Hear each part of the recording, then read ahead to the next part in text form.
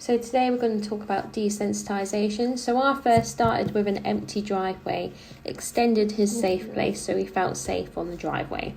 I then introduced the stationary car with doors closed, engine off. Again, getting him walking around the car, sprinkling some treats on the floor, marking and rewarding any engagement with the car he'd done, whether that be looking at it, sniffing it, or placing paws on the wheels or on the car itself. I also started to proof this behaviour by leaving some toys around the car so he could then get that positive association of reinforcement with this object that can be quite overwhelming for them because it's big and large and they've never seen it before, and it can be quite daunting.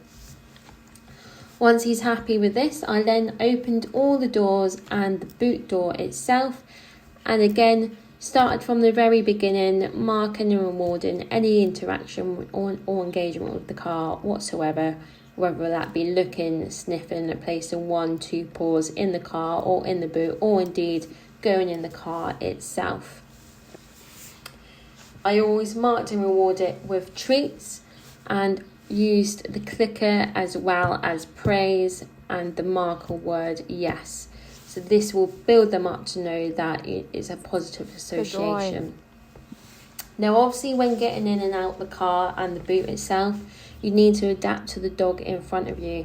So not all dogs are mobile like Winston, so if you've got a younger pup or an older dog, you may need to look at other equipment such as placing a ramp in the door frame or a ramp in the boot of the car, just so they can freely go up and down without impacting those joints as they are developing.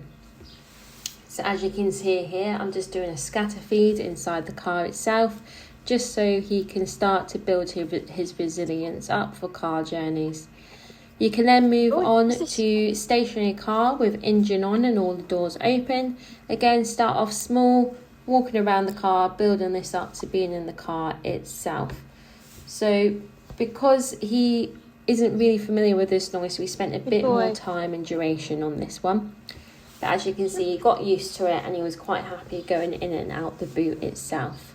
So then the next step was to provide an enrichment area in the boot for Winston, because he does get bored sometimes, and it's always good to give them plenty of stuff to do on car journeys to save boredom and problem behaviours such as barking or trying to engage with passengers when they are travelling. So providing plenty of enrichment in the boot, as well as security in there. So he's clipped into a safety harness that's got an in-clip system into the boot here, so you can freely move around, not feeling restricted, but he is secure.